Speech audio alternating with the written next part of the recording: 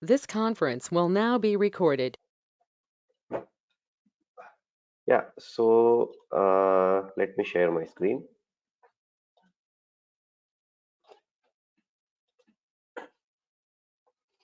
I hope my screen is visible to all, right? Yep. Yeah. Okay. So welcome everyone to the course of Chaos Engineering. As a name suggests, there will be a lot of chaos in the course. You will learn a lot of things, how to insert chaos, or as the name suggests, how to insert noise. Uh, I will say simulate noise, or let's say to insert a planned noise into a system so that you can avoid a noise when it happens in production later on. Okay, so chaos engineering is more sort of how you will handle a system, the recovery of a system when a failure occurs. So we will be looking into various scenarios, then various tools, how we do that, and all those in our current course. So if you see the uh,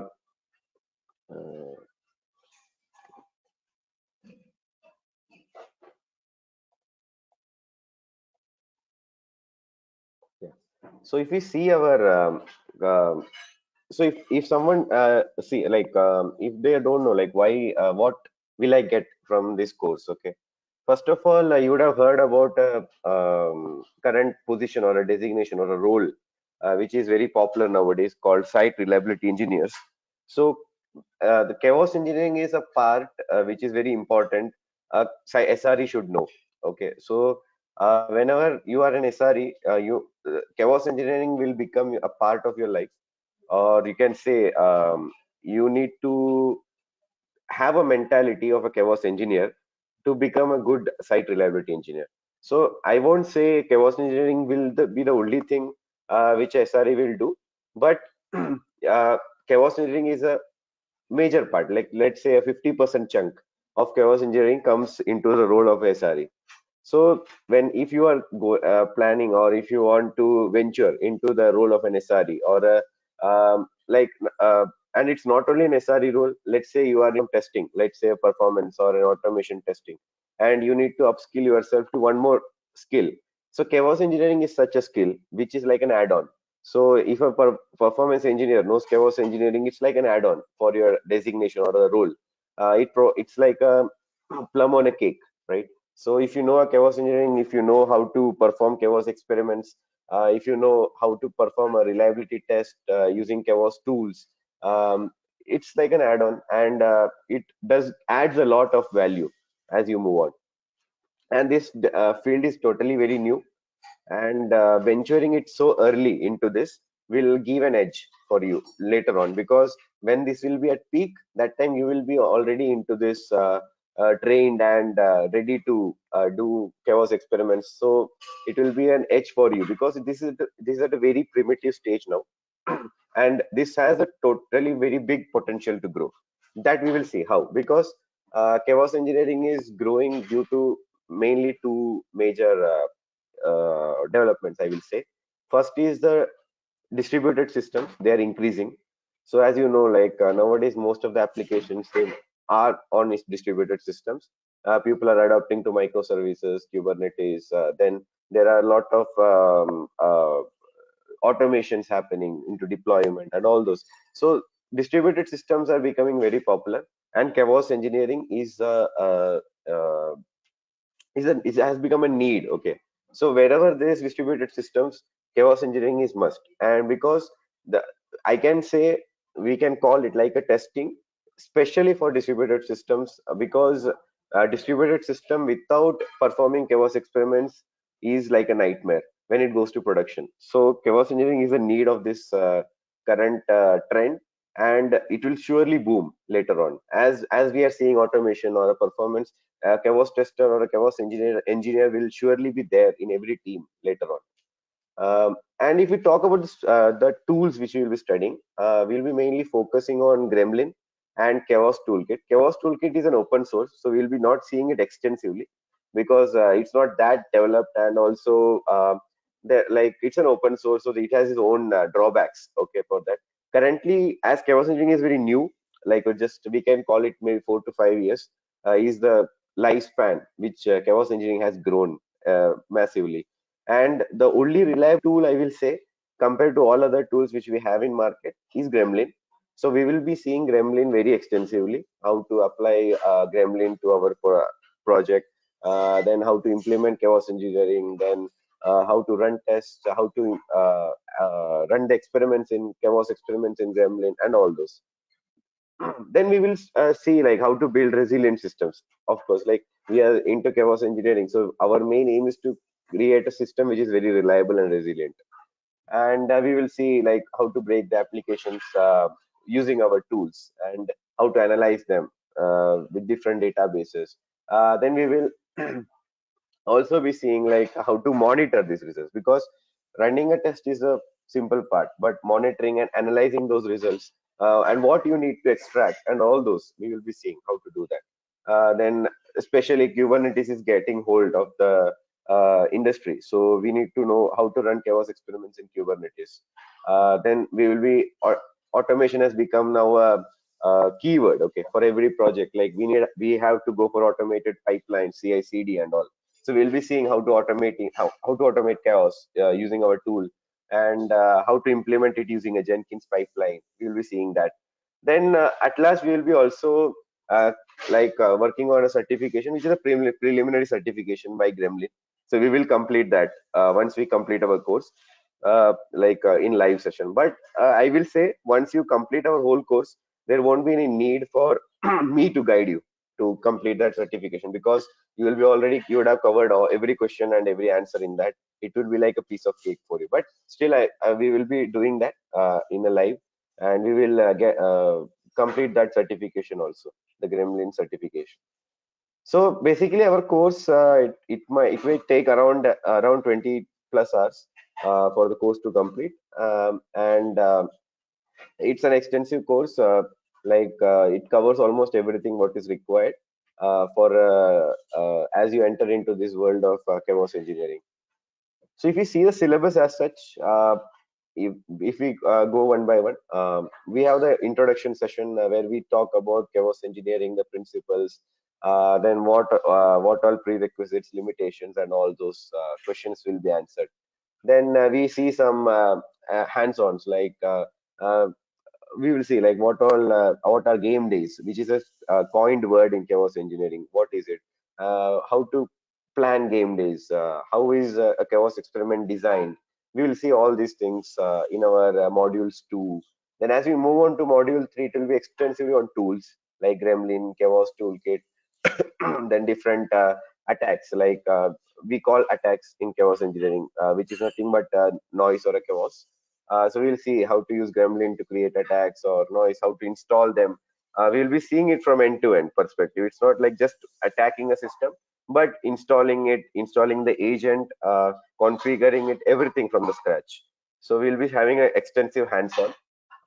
Then we will have a real case studies on different chaos engineering systems and applications. Then we will cover like attacks on Kubernetes containers, Dockers, databases. Then we will automate our experiments using Jenkins. Yeah. So as if the time permits, later on we may also look into AWS FIS, which is AWS Fault Injection Simulator, by the end of the course, as the time, like as we proceed with the time. But these are, am I not audible? Like I got a message, I'm not audible. I can hear you clearly. Yeah, so Atul, am I not audible? Sorry, my throat is little today. If that is the issue. No, I think you're very much clear. So I think that's fine. Yeah. So he will have some Okay. problem. Okay. Yeah. Okay. So yeah, so that's in a nutshell what we will be seeing. Yeah. So let's deep dive into what our course. Okay. So any questions till now? Like any queries? Like what we will be like anyone has any general queries? Yes, sir. So, do we need Yeah. any programming knowledge or scripting we'll be doing as a part of this course? Yeah. Okay.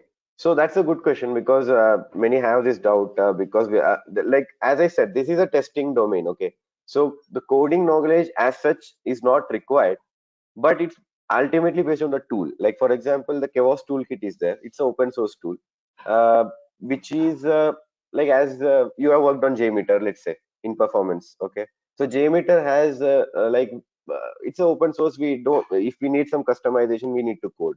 So in that same way, Chaos toolkit, but Gremlin we are is a tool which we are using, which doesn't require much of a coding. But whatever coding a bit is required, I will be taking in this course. Like for example, some commands. Okay, it's not codes, I will say, but more sort of a Linux commands for installing and all those. So coding knowledge as such is not required. It's not a prerequisite. But yeah, but if you want to become an SRE, right, later on, I'm not saying a chaos engineer. It's a different role. The systems reliability engineer, I'm saying SRE. If you want to become an SRE role, better to have command over any one programming language. Let's say Python or Java.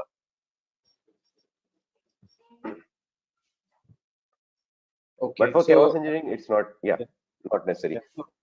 Gremlin, we need to just like, is it like agentless? We just install it across the servers and we collect the metrics or attack the system, or how does it work? Yeah, so Gremlin is a tool. So you install the agent, then using that agent, you will simulate the chaos. Okay, and this will be on GUI and non-GUI, both modes. There are GUI and non-GUI. Okay. So we'll be seeing both how to do that. So there is no Okay. command. I meant there is no coding required there.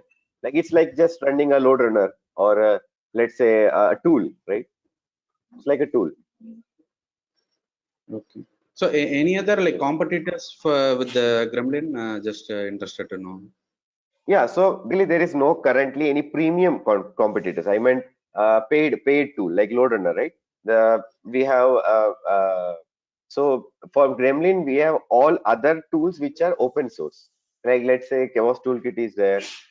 Then Chaos Monkey, like the Simian Army. Total, it's a but all are open source. Like no one is there to support you and all. So Gremlin is the only tool which has a pro version, like the paid version. Okay. So mostly in the course we'll be going over Gremlin only, right? Correct, correct. So basically, how it is like, let's say your project is small and you are just doing a proof of concept, let's say. So people just start with some small experiments, small noise using either the free version of Gremlin uh, or the let's say some open source tool or chaos toolkit, something just to show, just to demonstrate, okay, this is a chaos engineering experiment. But later on people go with Gremlin only because there are a lot of pros to that. We will see why. There are some rollbacks and all. We'll see why Gremlin is always leading now. Okay. So say I prove I am able to like down one of the instances using Gremlin. And so Yeah. what is the like counter action we would be recommending to the client? So that also will be covered here for each of the servers, like Oracle server, application server, Correct. something So like that. basically, we will be covering as systems different experiments. Okay. So we will be covering Kubernetes. Okay, a Kubernetes system and application which is running on a Kubernetes cluster. We will bring down the microservices. We will do that. We will bring down the instances, hosts. We will do that. Then there are different types of attacks. Like chaos engineering is not only about bringing down something, but adding a noise. Okay. So let's say you have network latency. We can do that. Okay. We CPU utilization. Let's say your CPU utilization increases. We can do that. Then there is something called time travel. Okay, we'll see what it is. Then we have black hole attacks, packet loss attack. So different types of attacks are there. So we will see all these examples in as we proceed with the and on different systems. Like it's not only one system. We'll see Kubernetes, Docker, databases, and many more. A variety of systems. Oh, thank you. Yeah. So I wanted to understand how is that Gremlin different from Chaos Monkey? So if we understand Gremlin, is it fine to try with Chaos Monkey also? Yeah, so if you try with Gremlin, like it's like LoadRunner, but so if you know LoadRunner, most of the concepts are okay with you, right, for performance. But again, Jmeter, if you go, you need to do a little bit of what I can say, digging, right? Okay, tool specific. Yeah, Okay, correct. Yeah, okay. yes. So, is this Chaos Monkey industry standard or the Gremlin one? Currently, whichever big projects are there, or let's say people or the projects who are really keen on chaos engineering, they use Gremlin. Like Gremlin is the leader now in this field, and others are like why they are not catching up. First of all, this field is very new, so the community base is very low. Like let's say Jmeter, the community base is very huge, so we are able to do. But Chaos Toolkit, it's just 2 years old. Okay, if you see that maybe the oldest tool open source, say Chaos Blade or Chaos Monkey itself. Chaos Monkey was the first tool. It's maybe 5 or 6 years when Netflix started it. So the Yeah. community is very small. Yeah. So that's the reason. So Gremlin, because the support is good. Yeah, that's the reason we have. Yeah. Okay, so we will be trying with the Kubernetes and orchestration servers, AWS servers, and all those things, right? Correct. Basically, now here we are. There is no connect. Like I meant, we will be using Google Cloud for our current sessions. But AWS, like there is no much difference. Like whatever is there here, it will be same in AWS also. Like the compute engine, what we use, let's say instances, it will be easy to instance there. Like just the EC2, yeah, names will correct. change. Yeah, correct. Yeah, the codes are same, like independent of the server, the cloud provider. Whatever I Okay, will be showing. Yeah. If there is any dependency, I will also say that. Like, let's say if some command I'm running and if it's in AWS, it is different, I will say that it's different. And I will show sure. that We too. can discuss those things. Yeah. Yeah. Yeah. Just I'm using Google Cloud due to some, because I need some applications and all, which I'm comfortable on Google Cloud. So I'm using that. But it's almost same, AWS and Google Cloud. Nothing, I will say 100% no difference when it comes to Gremlin. Any APM Okay. tool Yeah. covered? Sir? Yeah, so basically the monitoring in chaos engineering, we will be seeing a Datadog, which is a monitoring tool, which is a free tool we have currently. So we use that. But New Relic or any other agent, it's similar to our LoadRunner. Monitoring tools we don't configure, right? It's in the application already inherent. So we can use those monitoring tools itself to collect the metrics what is required. And Gremlin itself provides little bit of monitoring, logs and all. So that also we'll be seeing how to collect those logs and how to collect, like analyze the metrics using that.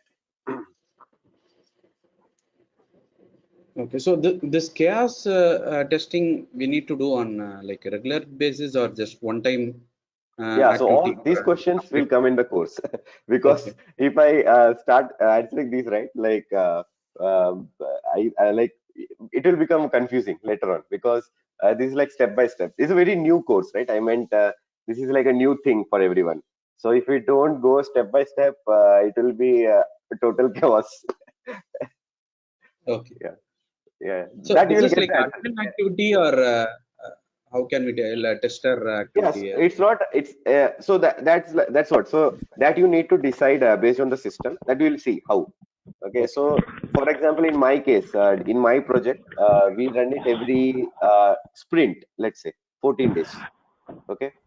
So yeah. So that you need to plan. That we will see how we plan, how we implement it, and all those in our course. Okay. Thank you. Yeah, because what happens now, this chaos engineering is a very new thing for many projects. So implementing that, the main hurdle which people face is to get the stakeholders aligned. Okay, so that also we will see how to get people, how to make stakeholders understand like why chaos engineering is important and how to perform that, or the questions, how to answer them and how to implement those. That we will see. Yeah. So basically, this is Yeah. to break the microservices distributed application in the cloud, right? So we can say that. Not only cloud, even monolithic systems also you can do. but it's Okay. more like, I will say, more meaningful when it comes to distributed systems. Distributed. Because Yeah. yeah, correct. Yeah. Okay, so let's move on to our first module. So here we will see a basic introduction of what is chaos engineering, some basic principles, or let's say the major principles which form the foundation of chaos engineering. We will see that. Then we will see some like what all activities a chaos engineer basically does. Okay, so we will see that, like, what all responsibilities, roles he has, what is the process of chaos engineering, some prerequisites, like what all is required for chaos engineering, then how to break a system. Ultimately we need to know like how to break a system, and we will plan our first experiment, like a basic experiment, how it looks, a basic experiment in Gremlin. Okay, so we'll see that. That will be our module 1, which is a introduction module, introductory module over chaos engineering. Yeah. So as I said, um, if we track the rise of chaos engineering, first of all, the rise, you can track it from the as I said, as the distributed systems increase, uh, the chaos engineering has become a need. Okay, because more the distributed systems are increasing, it is becoming more and more complex. When an architect designs something, he has some like it's like, for example, he defines something. Okay, we need to proofread that. Okay, like there are different microservices, we have Go programming, we have C, we have different languages on different microservices, different architecture, different databases, all interacting with each other. So it's a really complex system, so we need to understand how they go well together. Okay, how it acts in real production, because chaos engineering is more sort of how you test that in production. Okay, so we are like the ultimate like, let's say, something you're testing in production, so it's like a nightmare for some stakeholders. Like, let's say, like you're testing it in production, so how will you do that? So these questions come to us. So chaos engineering is like a very critical role, or let's say chaos engineer is a critical role, where you need to know very basic details of the system very well, so that you don't break a system and you do it in production. So that is very important. And if you also, you need to have a rollback plan, right? So if you break a system, and if you say, okay, it's broken, and if you don't have a proper rollback plan, then like it's like a nightmare. Okay, so we need to have that proper rollback plan. So all those, we'll see how we do that, how we plan that. So as I said, so chaos engineering was needed due to this distributed systems came into picture. Then the systems went into cloud, the microservices came. Then, as you know, so this is the main point. Okay, why chaos engineering is very much important. Like, we design a system, we say nothing goes wrong, we do every sort of testing in our system. When it goes to production, but outages happen. uh, as big company like Amazon, or let's say Google, outages have happened, and that's why Google, Netflix, Amazon, such big companies have the roles of SREs, or let's say chaos engineers, because that those outages are very expensive for them, though it's a minute or a 2 minute outage. Millions of dollars are the loss in minute when it goes in minutes. So if you think of hours, let's say, then that's a nightmare. Okay, so a main role of a chaos engineer is to avoid those outages. But if some outages have happened already in like historical outages, let's say you have some outages happened, you need to simulate those and fix those so that it doesn't happen again in future. So these are the roles which we need to worry about when we become a chaos engineer. So when we speak about chaos engineering, it's like a vaccine. Okay, you, before the virus attacks you, you give it a vaccine, you become ready for that attack. How well the system will recover, how are your processes, how well defined is your operations, or how well defined your all sort of service level objectives are, and all those, like, we need to be careful about that. So it's like a vaccine. Okay, you give a vaccine to a system beforehand, like using your own test criteria, cases, and your own test simulations. So if we speak about the history of chaos engineering, right? The first chaos engineering, if you date back, it was from the chaos monkey.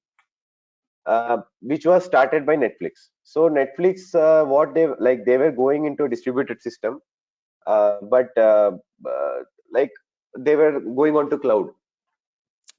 They were going on to cloud, so they had to find some solution uh, to resolve those issues. Like it was becoming really very complex. Outages were happening. They were going on to distributed systems, microservices, and all. Okay, so they implemented Chaos Monkey.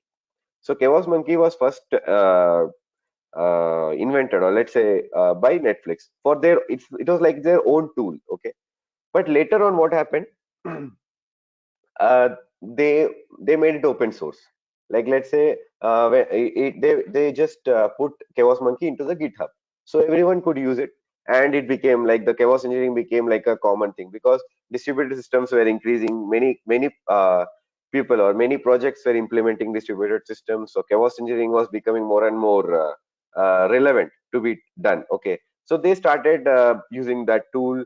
Then later on, a major development happened when, uh, as you know, the Gremlin was introduced, because Gremlin was a paid tool and it made the life of people very simple. Because using Chaos Monkey and Chaos Gorilla, all those together are called Simian Army. Just for understanding, because what happens, Chaos Monkey you can inject only one failure. Then Chaos Gorilla you can inject another failure. So there are different like that. So combined, it's called Simian Army, and that is developed by Netflix. So Chaos Monkey then they introduced on GitHub. Then came Gremlin, and thus started the history of chaos engineering. Okay, and that way, once we had Gremlin into the industry, it became really very popular, and it was very easy to introduce those to our systems, because distributed systems had a lot of problems. Like let's say network reliability was a very big issue. So how reliable your network is, there's a difference between network reliability and network failure. Okay, so how reliable a network is, like the latency, whether it's a zero latency or what is the latency, the bandwidth. Like let's say we assume like bandwidth is infinite, but it isn't. Okay, so you need to test that. Like what happens if you run out of bandwidth, or let's say some issues in that sense, how your microservices will interact in that specific point of time.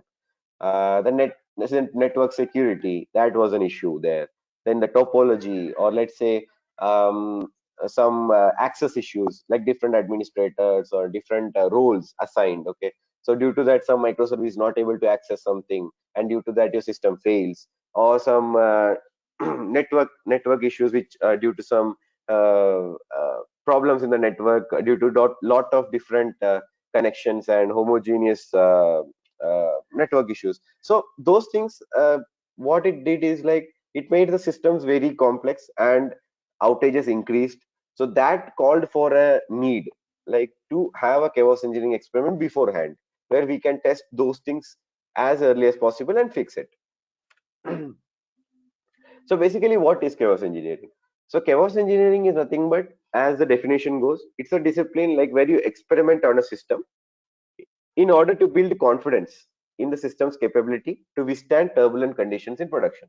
So basically what you do is, as a definition gives you a clear idea, we have our experiments. So we call the experiments in chaos engineering nothing but the failures or the tests which we perform, we call it experiments.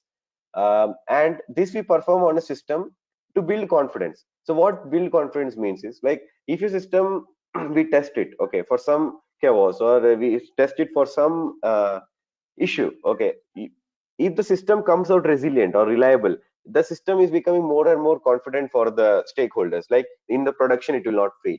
So the system is becoming more and more confident. Like we are becoming more and more confident in the system to while building it, and that okay, no issues will this issue will not come in production.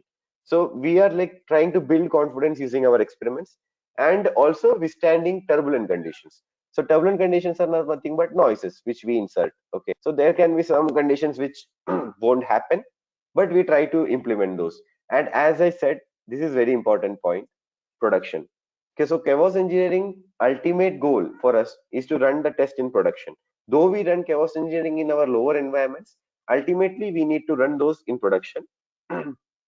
So we need to be very careful. Like, as you know, production is a main environment, and if you do something wrong there, then it's a total chaos, because you need to have a proper plan, you need to have a rollback plan, everything inside the window and all those.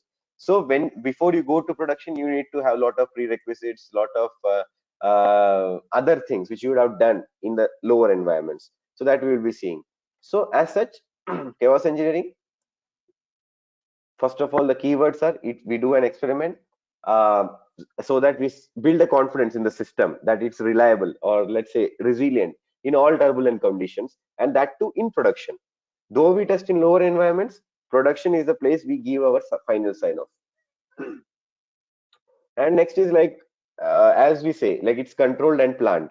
So that is very important, because here we don't do anything random. Like when we talk about chaos engineering, or let's say when we speak about this domain, people think we are doing some random experiment, or we are just inserting some failure and just seeing what is happening. No, here we are doing a controlled and planned experiment. So planned is basically we know what we are doing, and it's controlled. Like if something goes wrong also, we know how to control it and how to roll back our system. So that is what we are meaning from this. And preparing for unpredictable failures, so that we are doing like so different scenarios, test cases we define in such a way that failures are prone to happen in production. So we predict it beforehand and test it, and be ready for what can be done. Now when I say becoming ready for a failure, it's more sort of not only technical side but also an operations side. Let's say if you have a system which is failing, and always the code fix is not the only way to do that. We see whether the operation can be simpler. Let's say if you have a failure, and the mean recovery time was some 10 minutes or 15 minutes, your team took 15 minutes to resolve that issue. But if you can reduce it to 2 minutes or 1 minute, so that is your success. So how did you do that? No, not only by fixing the code or something, but by the operations, the correct flow of people, or the correct point of contacts. If that issue happens, if you can define a correct flow of contacts, or the correct operations in that way, then that's a success for a chaos engineer. So that is like, so chaos engineer can work in two ways to fix an issue. One is through operations, and one is through the technical fixing, which can be done by changing the code or the development, by changing the infrastructure and all those stuff. Then preparing the engineers of failure, as I said. So your experiments will show other, like your team, like what all failures can happen and how to be prepared for those failures, so that you train people. Like it's like a training ground for them. Okay. Then preparing for game days. We will see what is game day. Game day is nothing but the day where you run the chaos experiments. So we will see how to run a game day experiment, and how to proceed with, how to plan, how to implement, and all those incoming sessions. So again, uh, what is chaos engineering? It's a way to improve the SLAs, because what happens, already there are SLAs, but let's say an example, a typical example. You have set some recovery time for a pod. Let's say some pod goes down in a Kubernetes cluster, or some then another pod comes up maybe in 2 minutes. And in your test, if you prove okay that 2 minutes is not a proper value, you need to make it 1 minute, so that your system is stable, and your end user doesn't feel any bite of that issue. Okay. So that is like you are giving a new SLA to your architects, or you are giving a team. So it's like architect level recommendation which you're providing to your team, and which is very valuable, because it's ultimately it's not only finding the issue, but it's also improving things also.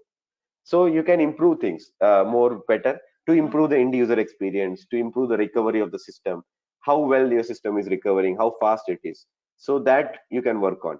You can build and move fast, because once your system is very resilient and reliable, your processes become really fast. You can like deploying it to your production becomes really very like you'll be feeling very confident, and it becomes fast. So build and moving fast becomes simpler. Then your systems become more like you build the confidence like in your systems increases, as I said, because it's becoming more reliable from your experiments. It reveals the weak points in your systems, as I said. So it's understandable, like when you do the experiments, you look for the weak points and you fix those, why when the issue happens. and again build assurance. Like the end user won't be affected from the any production issues, and the business will go on without any disruption.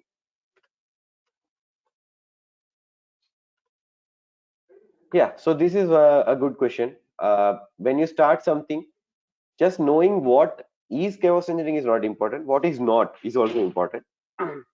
First of all, as I said, it is not a random experiment which we do. So so what I meant with that, so this is a very like I get a doubt query from many people. So what I mean, like so this is very clear from the point itself, random. So here what we say random is nothing but we have a plan. Like let's say we have a plan to inject latency into our system. So we have a plan, but when we do the test or when we plan the experiment, we don't suddenly add some other attack, let's say some packet loss attack or a black hole attack without planning. Okay, so that becomes a random. So we don't do such things. We have a plan, we go with the plan. We have a plan to run some experiment. We have all the people required for that, everything planned. So we go with that. We don't do anything random. Again, unsupervised, we don't do any experiments. We need correct point of contacts. We need all people who are related to those experiments, those microservices, or let's say which all services we are testing. We need to have the key people ready for any rollback or any support required. So unsupervised we don't do.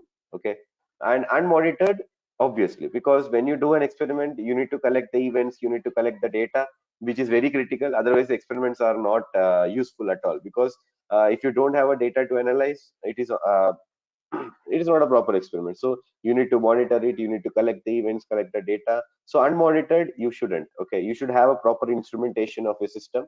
Everything should be proper. You need to monitor it very critically or very keenly. Then unexpected, as I said, like random, you should not do suddenly some unexpected experiments in between some experiment. What is based on the plan, you do that only, because ultimately it's not about going wrong. It's not about breaking a system, which is important, but understanding from your experiment or gaining knowledge about your system from your planned experiments. Then breaking production by accident. This is a nightmare. You should never do that. When if someone asks asks you, like as a chaos engineer, if you have broken a production by mistake, then that's a big nightmare, because it's production. So you shouldn't. Okay, you need to have proper rollback plan, proper window, and everything, proper people ready before you plan some experiments. And then creating outages. So again, like you do some experiment, and if you while doing the experiment you create the outage, then again that's your experiments become really uh, nightmare for people, because you are creating an outage in production without having a rollback plan, or let's say without having a proper plan. You brought a outage in the production. So that's a nightmare. Now people may ask this question, so what happens, getting people to do test in productions is very difficult, because you need to get a window and all those. So that's why, when for example, let's say if you have a 20 test cases, you test all 20 in lower environments wherever it is possible, like let's say performance environments or int environments, let's say another staging environments. And once that is done, you run only those critical experiments which you want to run in production. Let's say some out of the 22 or 3 only in production, with a proper plan, proper support, and proper. So you have everything tested in as lower environments. So there is nothing which is coming out of the blue suddenly. So you should have a rollback plan, everything properly done. So when you do that in production in that way, never this like you reduce the probability of your breaking production or creating outages to 99.9%. Yeah, so any questions till now?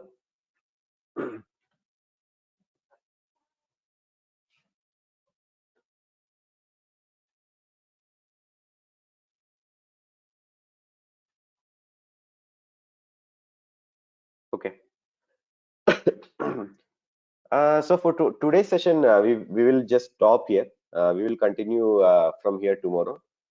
Like from next sessions, we will have a further of this module 1, and then we will have hands-on on Gremlin tool. We will see how to use a small attack we will do before we deep dive into Gremlin. Then we will continue with the sessions as we move ahead.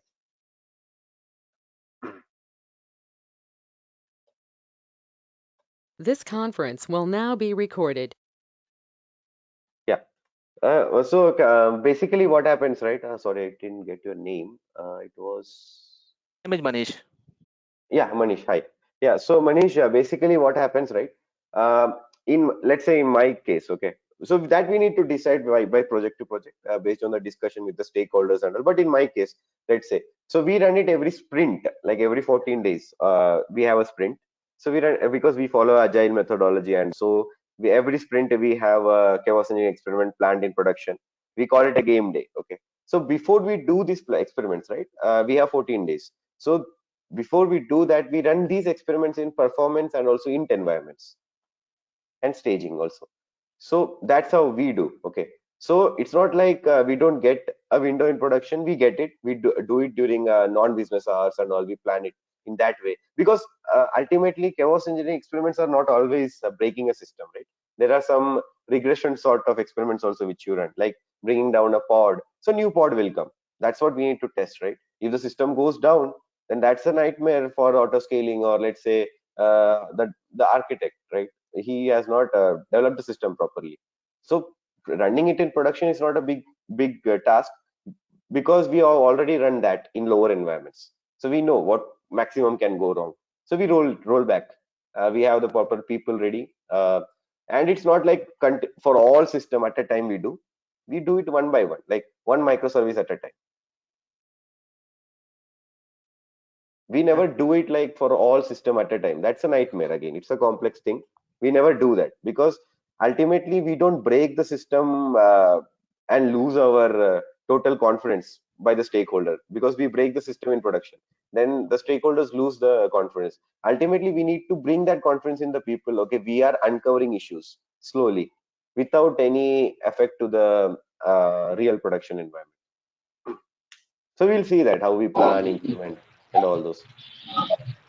So So just in my you mean to say that it never it's never actually big bang kind of this thing where like you test whole system altogether. Sorry, pardon. Can you repeat that? No, so in chaos engineering we never test Yeah, like in a big bang kind of approach where the whole system will be tested together. correct, correct. So I will say one thing. We will see one concept called blast radius. So we keep our blast radius as small as possible because first of all, as I said, rollback is a very important term in chaos engineering. Rollback is needs to be surely planned and has to be there because things can go wrong, because that's what is chaos, right? If things go wrong, we need to roll back. So when the whole system you are testing at a time, rollback is very difficult, because if your system is very big and if there are some 10 or 20 microservices, and if you bring all the 10 20 microservices down, first of all it doesn't make sense because you don't find any issue when you test it as a whole. You test it block by block, small groups, or let's say small layers.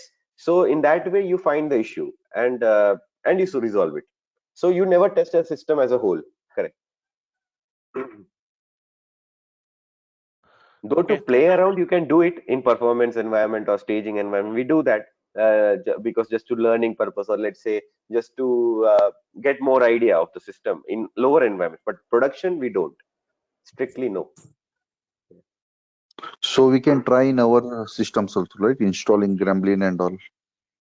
Correct, correct. You can do it in, but anyways, you can do it in cloud. There are free version, right? In cloud, you can do anything Okay. what you want in cloud. Yeah. Okay. So totally, I will show you everything from scratch how to do that. so just You will one see. question. Yeah. You have talked about that chaos engineering is most successful in when we have the microservice architecture. So still it is Sorry, Devanshu, useful your for sound is the little low. uh, is that clear now? Yeah, it's better. Yeah, but little. Can you be little loud? Lit. Yeah, okay. Just I want to say that you have said that chaos engineering is more successful in the microservice architecture. As our application is monolithic, so is that still be useful for the monolithic one also? Yeah, so basically how it is like, when let's say my project, okay, we also started with a monolithic only. Then we moved on to distributed. When we had a monolithic system, we had our own experiments, which can be run on monolithic systems. But when it went to distributed system, the number of experiments, or the, let's say, the scope increased. That's what I meant. Okay. And Gremlin is the one which can be capable for both of the architecture. It is independent Correct, correct. of that. Yeah, so Okay. I won't say capable, because there are other tools also which are capable, and like there are, we'll see tool comparisons, like some lot of tools are there. We'll see all those comparisons. Why we come back to Gremlin again? But the main reason why we go for Gremlin is first is reliability, because we are doing a reliability test, so the tool should be reliable first of all. So Gremlin is really reliable currently, whatever is there in the market for now. So Gremlin is reliable. Second thing is the support. Gremlin support is there, but others are open source, so no support. If something goes wrong, you have to fix it in the code, or let's say in the tool. Yeah, so Gremlin tool which people go for, who are really very much what I can say, very much who give very much importance to chaos engineering in their project. Okay. Got it. Thank you. Yeah,